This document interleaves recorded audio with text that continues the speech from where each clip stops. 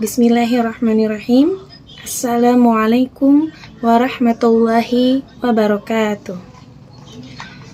Perkenalkan, nama saya Refrianti Monika Sari, Mahasantri Program D1 Usuluddin di Markas Nurus Sunnah.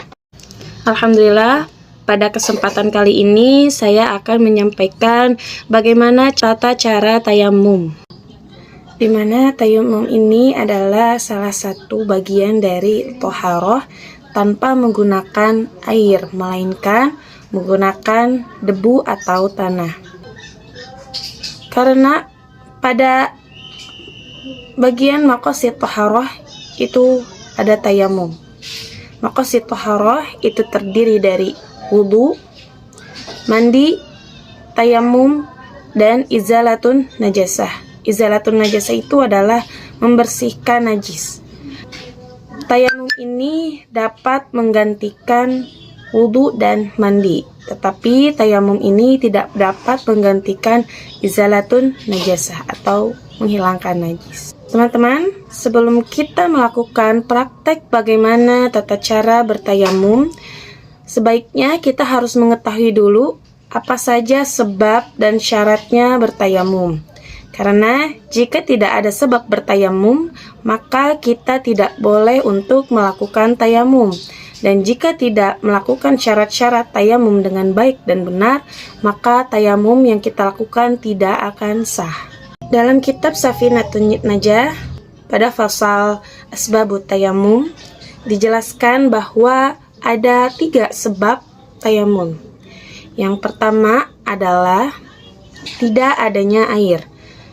Tidak adanya air di sini tetap diwajibkan kita untuk berusaha terlebih dahulu mencari air dengan cara menuju rumah atau kafilah-kafilah yang ada di sekitar. Jika betul-betul tidak ada air atau sedang kekeringan, maka kita diperbolehkan untuk bertayamum. Lalu yang kedua, sakit. Tapi sakit di sini bukan berarti semua jenis penyakit kita boleh untuk bertayamum, melainkan di sini ada patokannya. Apa itu patokannya? Patokannya adalah dia khawatir ketika terkena air, maka bagian tubuhnya akan terasa lebih sakit, atau bagian tubuh yang sakit tersebut jika terkena air dia khawatir akan kehilangan fungsi dari anggota tubuh tersebut, atau bahkan ketika terkena air dia khawatir air tersebut dapat membahayakan nyawanya. Pada intinya adalah jika terkena air, maka sakit tersebut akan semakin parah atau bisa menyebabkan aib. Namun jika kita berhadas kecil, kita hanya menggantikan wudu, lalu anggota tubuh yang sakit bukan anggota wudu, maka kita tetap wajib untuk berwudu. Namun, jika hanya sebagian, misalkan hanya tangan yang tidak boleh kena air, maka kita tetap berwudu dan tangan yang sakit tersebut hanya diusap saja. Lalu sebab yang ketiga adalah dibutuhkannya air oleh hewan muhtaram. Hewan muhtaram adalah hewan yang dimuliakan. Artinya ketika kita ingin tahu apa saja hewan yang muhtaram, maka kita harus mengetahui hewan-hewan ghairu muhtaram atau hewan-hewan yang tidak dimuliakan. Hewan-hewan ghairu muhtaram itu ada 6. Yang pertama adalah orang yang sengaja meninggalkan sholat. Yang kedua, pezina yang muhsan. Pezina yang muhsan itu adalah pezina yang dimana dia sudah balik, orang yang merdeka, dia berakal, dan dia berjima atau berzina pada keadaan dia sudah menikah dengan sah. Lalu yang ketiga, yang termasuk hewan yang ghairu muhtaram, hewan yang tidak dimuliakan, yaitu adalah orang yang murtad atau keluar dari Islam. Lalu yang keempat, dia adalah orang kafir harbi. Kafir harbi itu adalah orang kafir yang memerangi umat muslim. Yang kelima adalah anjing yang galak. Jadi kalau anjing yang tidak galak itu tidak termasuk hewan-hewan yang ghair muhtaram. Anjing yang tidak galak dia termasuk hewan yang dimuliakan. Lalu yang selanjutnya adalah babi. Nah, teman-teman, maka tidak ada kewajiban kita sebagai umat muslim untuk memberikan mereka minum. Selanjutnya kita harus mengetahui syarat-syarat tayamum.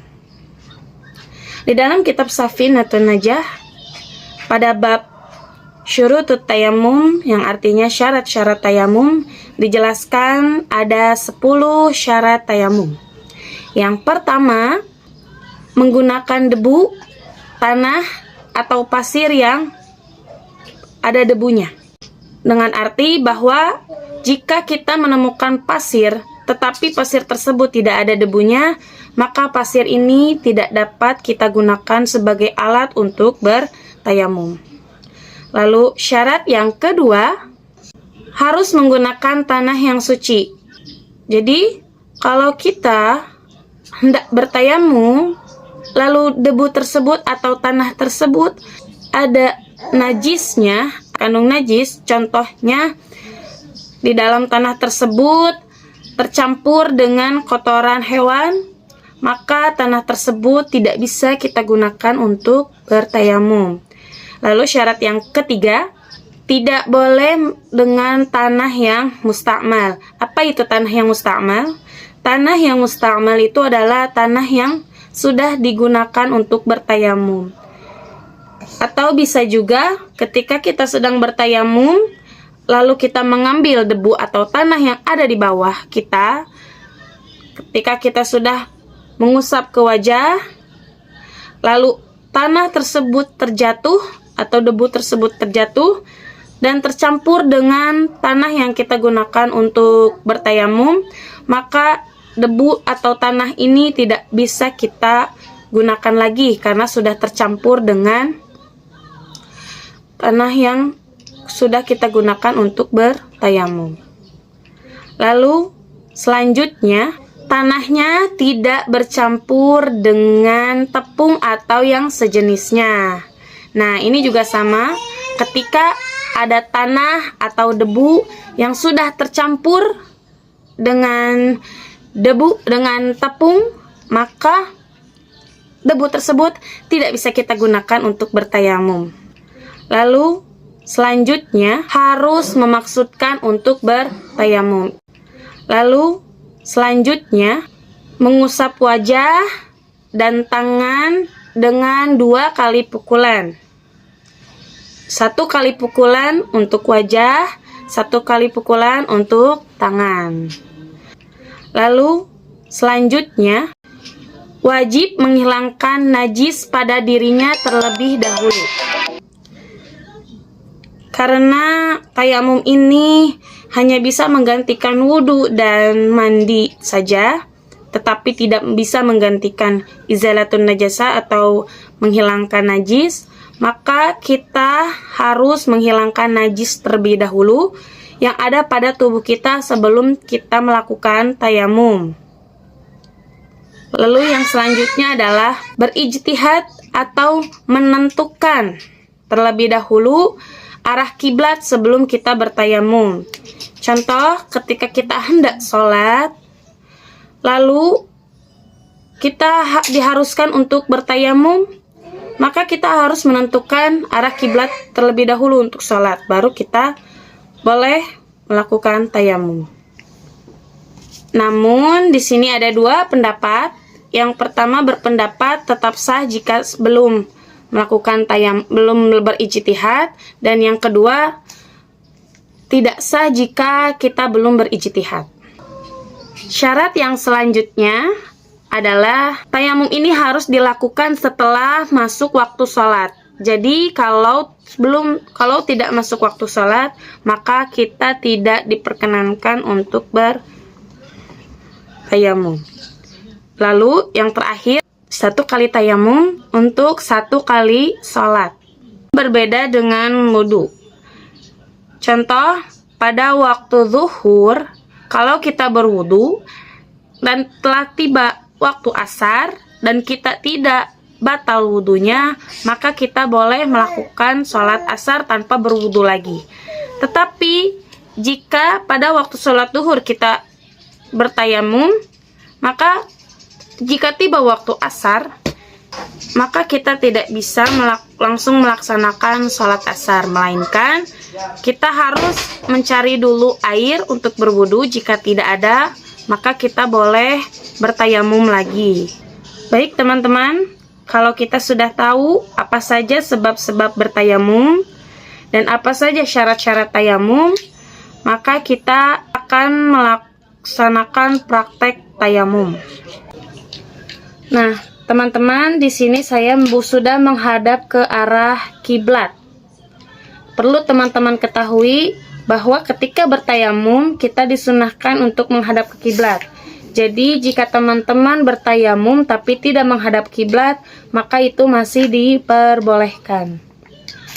Baik, yang pertama adalah kita akan membaca basmalah terlebih dahulu. Bismillahirrahmanirrahim. Tapi perlu teman-teman ketahui bahwa membaca bismillah saat bertayamum itu adalah sunnah tayamum. Baik, kita masuk ke rukun tayamum pertama, yaitu adalah memindahkan debu atau tanah ke telapak tangan. Kita di sini akan memindahkan debu atau tanah ke telapak tangan kita dengan cara menepuknya.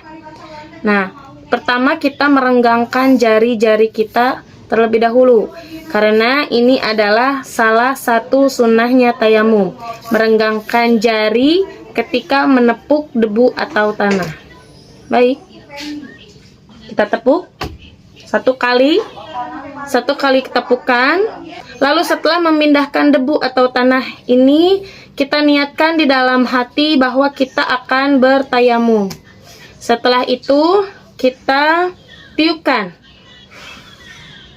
Meniupkan debu ini adalah salah satu sunnah tayamum. Setelah kita meniupkan, kita usapkan ke wajah.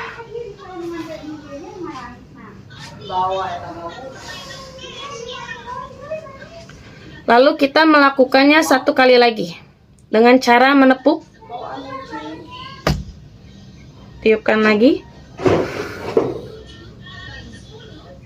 Lalu kita usap ke tangan kanan sampai ke sikut dan tangan kiri sampai ke sikut.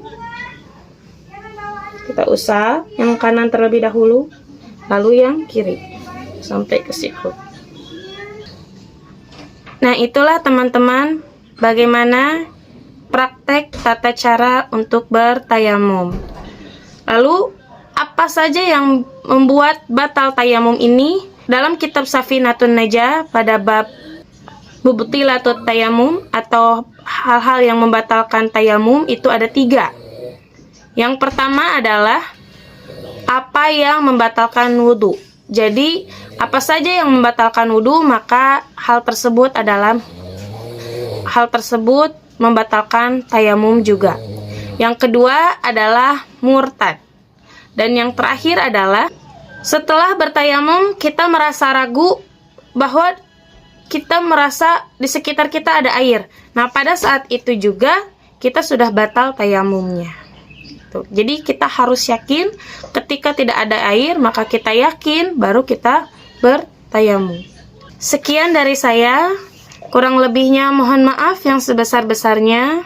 Jazakumullahu khairan. Semoga dapat bermanfaat untuk kita semua. Wassalamualaikum warahmatullahi wabarakatuh.